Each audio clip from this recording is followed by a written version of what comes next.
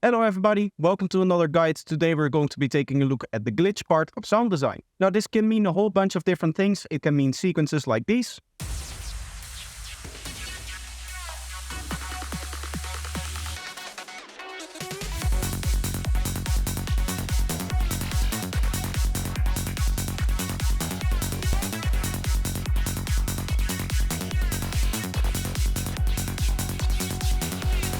Or maybe you're more into the darker, crazier stuff like this.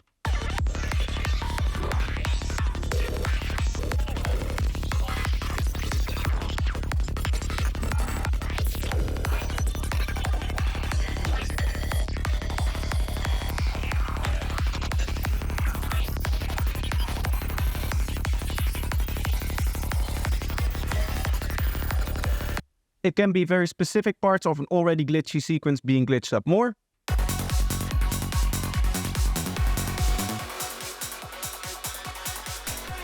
Or maybe you want to synthesize something from scratch like we're doing over here, where you can see there's a ton of different modulations all happening inside of Ableton over here using the various different LFOs. And you can see also those LFOs modulating each other and whatnot, resulting in some crazy synth sounds like this.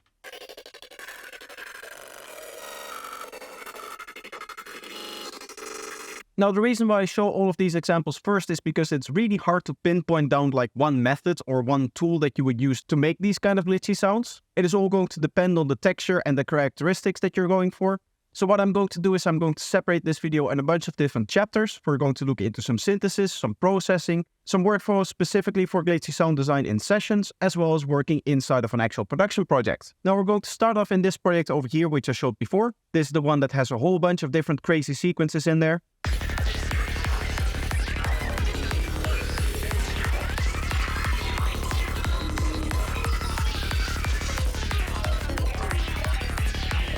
And the reason why I'm doing it like this is because this is the best place to learn all of this kind of sound design and really to understand what the different tools that you're going to be using are doing. So this is the idea behind a session, and I've talked about sessions before, so I'm not going to dive too deep into it. But what I want to talk about today is the process that I've created inside of these sessions to get better at this glitchy sound design as well as make sounds in the process. So the whole idea is that I've laid out a kick and bass. As you can see, there's a very long kick and bass here. This is almost 20 minutes, as you can see 16 minutes here. And there are some variations. We have a part where there's some drums.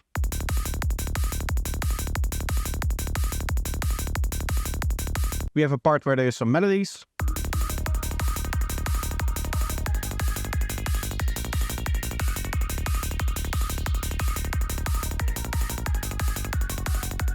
And as you can hear some other ideas as well.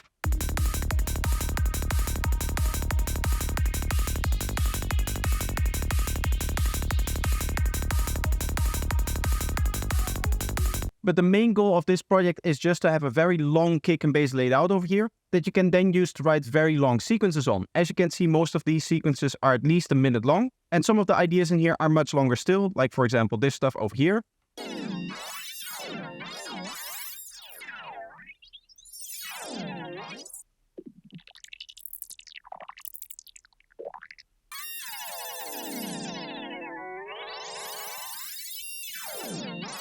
And the idea of these long sequences is that I just start with some basic sound design, something like this, for example.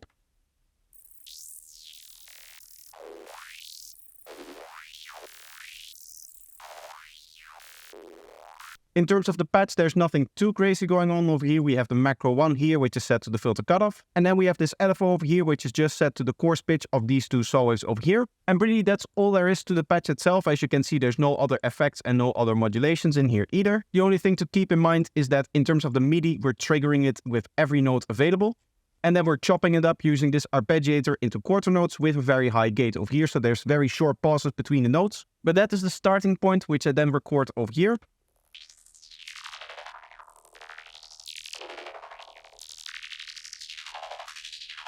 And as you can see, more effects have been added over here, which allow me to basically separate the process into multiple steps and then go back into seeing what every step does. So for example, we recorded that into here.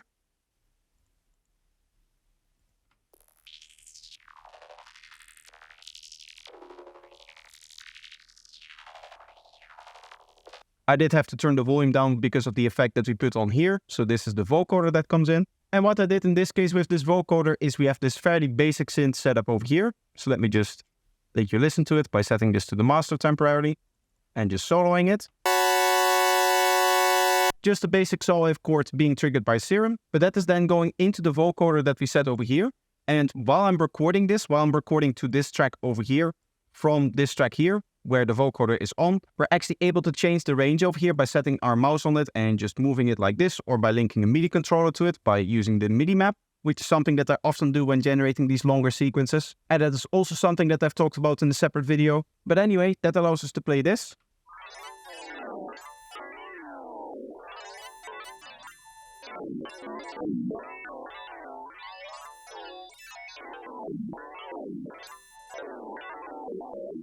So you can hear that's a cool way of generating like atonal kind of sounds and stuff like that. And that is what went into the last step over here.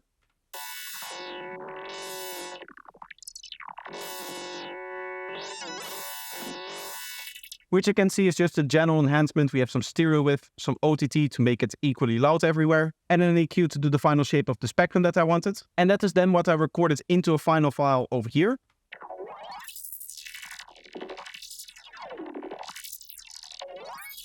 Which is neat because now we have a file that we can just drag into a pack like this. Which means that we can now use these sounds into a different production, which is something that I'll show in a little bit. So there's actually two benefits that you get out of this workflow, and that is why it's so important. You get the learning opportunity because you're able to learn what all of the different processes are doing that you're using over here. But you also end up with the actual sounds that you're making, which you can then use in your actual productions. Now I've gone over this individual process over here, but as you can imagine, there's a lot more happening in this project. There's a lot more different things that I'm trying to do here. There's a lot more different experiments that I'm trying to do. This whole project took me about like a month or two maybe to like actually work on from time to time. Because when it comes to these learning sessions, what I like to do personally is maybe use them 2 to 3 hours per week or so and just experiment a little bit, try to do things that I wouldn't normally do in a production. So that, as I said, I can actually learn from this and I can make some interesting sounds and learn some new things that I wouldn't actually learn in an actual production while you're working on something, because there I tend to stay more in like a focused mindset. I usually kind of know what I want to write in terms of the music that I'm trying to write. And I also know most of the time when I apply a certain process to a sound, what is going to happen to that sound. But when experimenting, you want to get into the area where you don't exactly know what you're doing. And that is one of the reasons why this tutorial was a little bit hard to make, because one, I'm looking back at things that I did half a year ago and that I sometimes spend a little bit of time on, like experimenting and just messing around. It wasn't something that I was like actively researching at the time, or that I was like making notes on or that kind of stuff. So I don't have a lot of resources exactly looking back at what I was doing, but I do have a lot of things that I learned in this experimentation that I can go over, like for example, some of the tools that are useful and some of the processes that you might want to apply. So that is the next thing that I want to talk about, and I'm just going to do that at the hand of this sound over here. This started off as a patch where I'm trying to create a very digital kind of vibe. The way that I'm doing that is by a very similar setup that we saw before.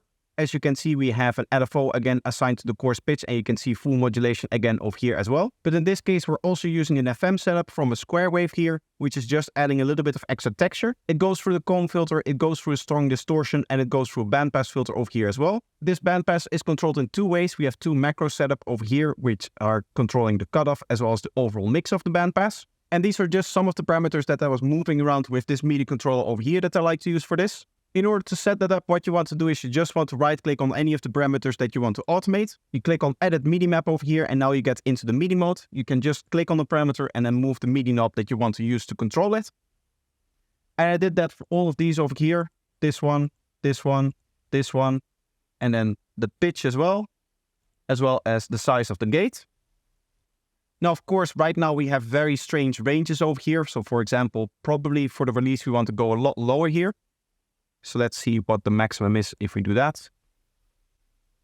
That is maybe a little bit too low here. So I'm going to go to the MIDI map once again, and I'm going to turn this up. It is a little bit annoying that you have to get out of it, but I think this is a good release time here. So now that we have all of our MIDI sliders set up, we can just jam a little bit on this.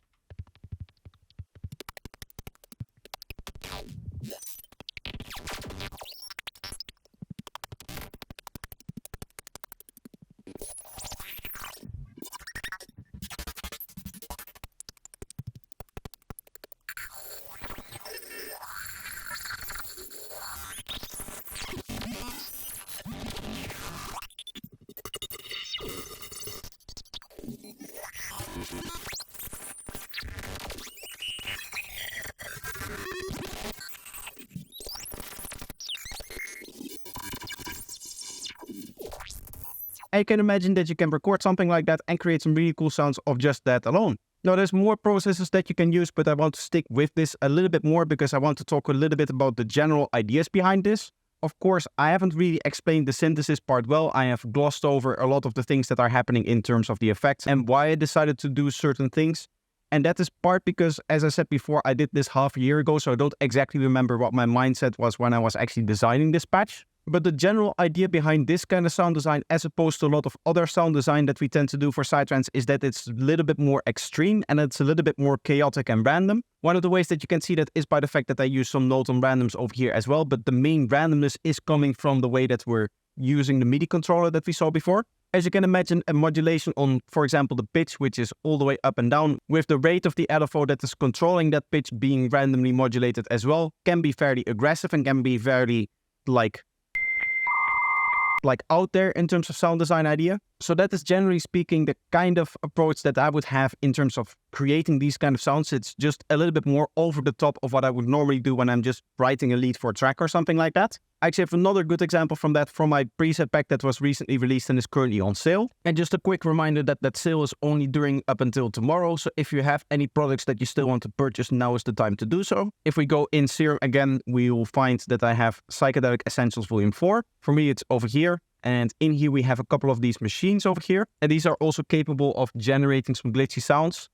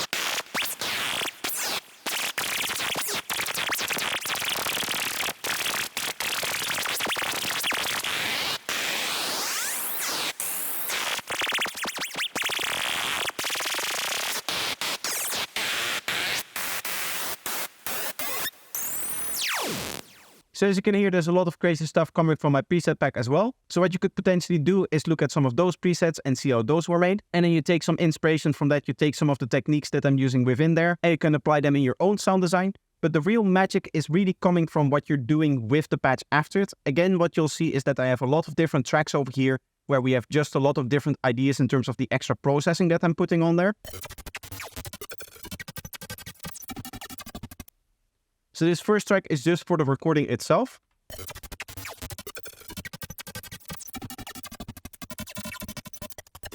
So this is what I recorded from the patch and using my MIDI controller when I was playing with this patch for the first time. And then here we have the first layer of processing on there.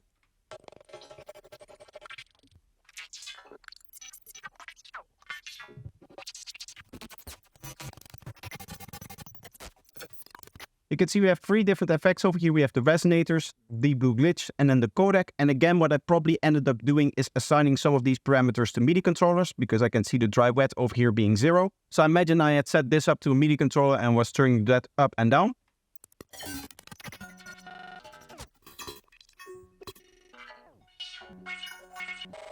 You can hear that we get that kind of tonal texture that you commonly associate with resonators. And then we can see over here, if we go into the mix of the glitch as well, we can see some residue actually from a MIDI controller being played in over here. And I'm sure I also assigned some of these parameters over here to the MIDI controller as well. Now, these are the first plugins that we're encountering today that are specifically designed for creating glitchy sounds. So I have Deep Blue Glitch over here, which is my all-time favorite glitch plugin. It is 32-bit though, so you need to bridge it to 64-bit. But once you've done that, it is actually amazing and it works really well. I'm not going to go over the plugin in depth because I already have a video on that, so I'm not going to make this video unnecessarily long here. If you want a more deep dive into how to actually use Deep Blue Glitch, then there's a different video, as I said, that is for you. But for now, we're going to focus on some of the other plugins as well, starting off with Codec over here. And this is a cool bitrate reduction plugin, and what is really cool about it is that it allows you to kind of get that old school telephone sound. It can emulate some loss. It can emulate the limiting of the frequency over here with the bandwidth. So you get that kind of old school telephone sound, unless you set it to repeat, in which case with the loss over here, what will happen is it will take the last packet that actually goes through, in the sense that this plugin actually tries to emulate, you know, a telephone calling a little telephone and having a connection, and sometimes that connection drops. So it takes the last packet that actually came through, the last little bit of sound that came through, and repeats it until it finds the next packet. So you can set the percentage up of this and you get that kind of repeating sound here.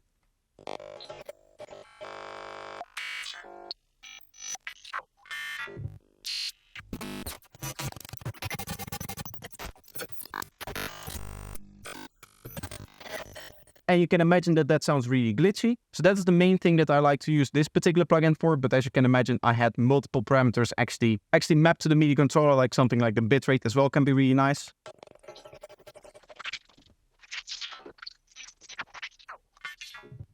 You can hear that kind of crunchy, like low connection kind of sound that you will get in a telephone if you have like low signal or something like that. And there's many more different plugins and other effects that I might use in glitchy sound design. Let's go over some other ones over here. We have Crisp Glitch over here, which is also a repetition machine. As you can see, we have different probabilities set over here. We also have the global probability of when a buffer will actually repeat. And the whole point of this plugin is that it takes part of the buffer and maybe repeats it in different parts of the playback. Now, again, that is fairly technical, but what it actually means is that while it is playing, it is just loading up the buffer.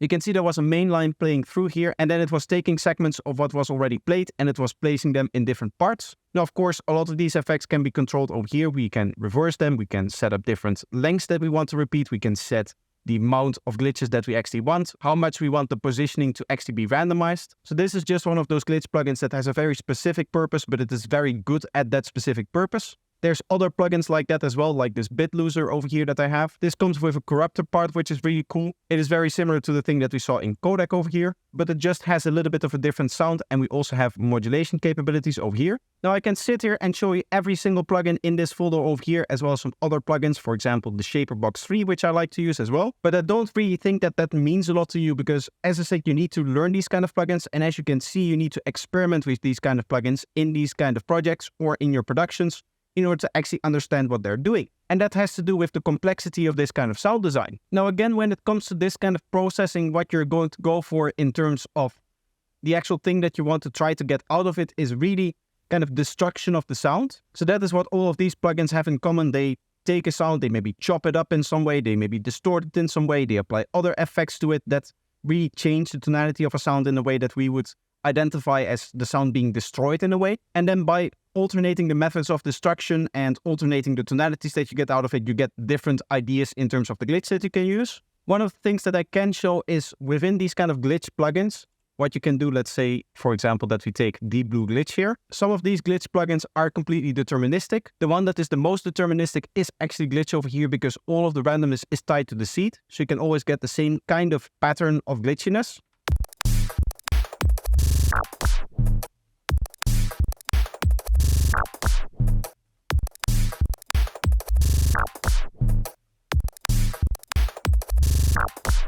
You can hear that between playbacks there is some tonal differences, but the main kind of pattern of the glitch that is being applied is always the same. Another plugin that allows for that is actually Crisp Glitch, which you can set to deterministic mode over here, and then you have a seed that you can change as well.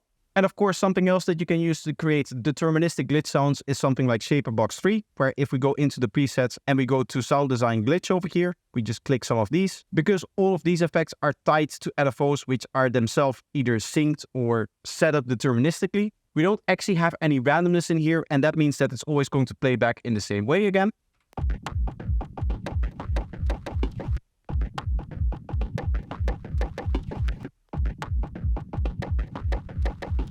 Which means that you can also use these kind of glitch plugins and sound design ideas sometimes to actually use them in your final production. What you often don't want is to use the randomness that you're creating in the glitch sound design that we saw before, for example, in one of those sessions, and actually having those kind of random generating sounds sit into your actual production, because then they become undeterministic and you might have a very nice sound that you play at one time, and then the next time that you play it, you have a sound that you don't like. And it ends up maybe meaning that when you hit the final render on your final track, you get different sounds that you don't actually like. That is why very often you'll see a lot of Psytrance producers freezing a lot of their random sounds, or recording a whole bunch of different takes and choosing the best ones or the best parts of different takes. But in this case, because we've already created the sounds in these jam sessions, what we can do is we can either just drop in the sequence and use the whole sequence like we want over here. You can see I'm chopping it up a bit and stuff like that. But what I've also done is creating one-shots out of them by just taking a very small part, say something like this here, and then using that in your track in, for example, in this case, a fill. Here's some other one shot that I have that is created just directly from the file. Here's another example of that. And as I said before, this is just stuff that I cut out of these longer files over here, which also means that in the production itself, I don't actually have to spend a lot of time worrying about like the actual sound design itself. There are still patches in here that are doing some sound design, some crazy stuff as well.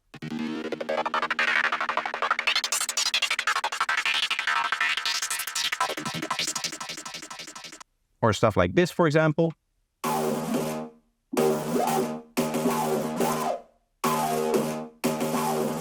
So you can hear there is still sound design going on in here, but the main glitchiness, the main glitchy sounds in here are actually done through like the files and stuff. And then if I need a detail glitch, if I have a sound that I want to glitch up in a specific part, because we have deterministic glitch machines over here, for example, Deep Blue Glitch, this plugin over here, as I said, is deterministic because you set the seed over here. This can always play back in the exact same way.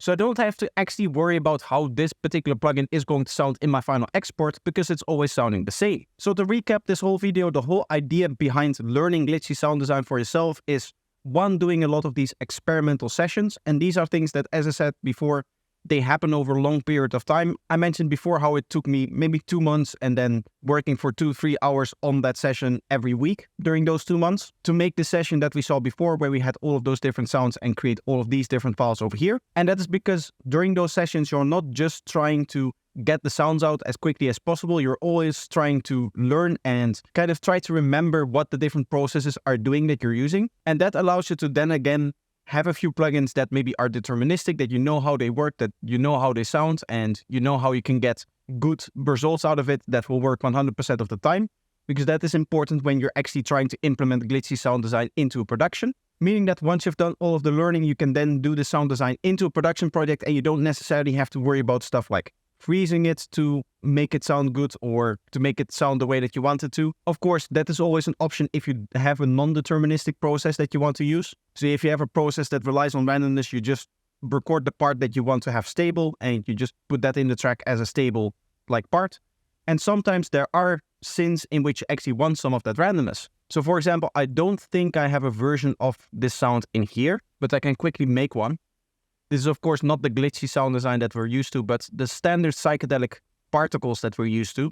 So something like having a not on random one over here. So there's the randomness that we're talking about.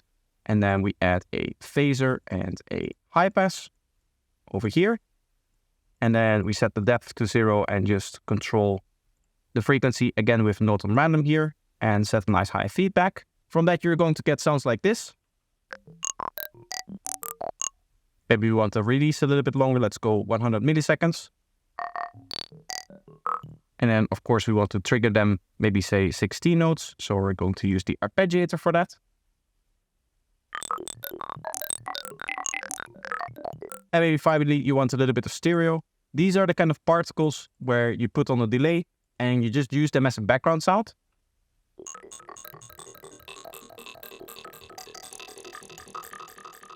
You can imagine that you don't necessarily have to, if they're a background sound, know exactly what the modulation is going to be for each of the particles that they're playing.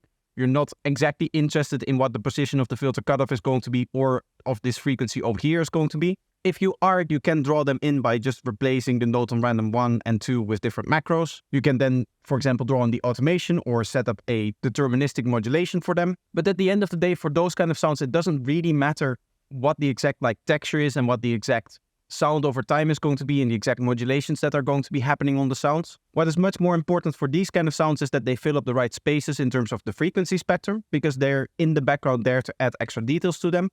But a lot of the glitchy sound design that you do, especially in high tech, is the upfront sound design that is in your face. And there what you want is you want very deterministic stuff most of the time, because you want that upfront sound to always be the same. You want to say like, okay, I want the listener to hear maybe this sharp sound for this beat rising up, and I want this sound to have a tape stop on it, which makes it sound strange. I want this sound to have the resonators on it, which makes it sound different again. And usually you want to have that set up in a way that it always happens exactly the same.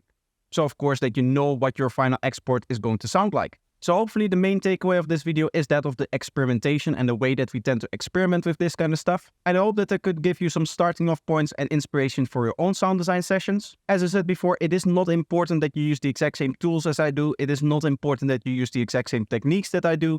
It is just important that in terms of the sound design mindset, in terms of that generating complexity, generating a lot of randomness, and then taking the randomness out by making it deterministic when you actually want to use it in the track, that you apply that kind of thing. So that is again either through rendering files or setting it up in a way that it is always deterministic what you're doing in terms of the sound design, or by creating a patch within the actual production and then recording out the takes that you like and putting the takes that you like maybe in the spots that you like and whatnot, all of that kind of stuff as well. So that's going to be the end of this video. I hope that you enjoyed it. Let me know if you did by leaving a like and make sure that you subscribe to the channel. Another way to support my channel is by checking out some more of my videos. So I'll leave 2 videos up on the screen for you to choose from. So just pick one and enjoy, and I hope to see you in the next one. Bye bye.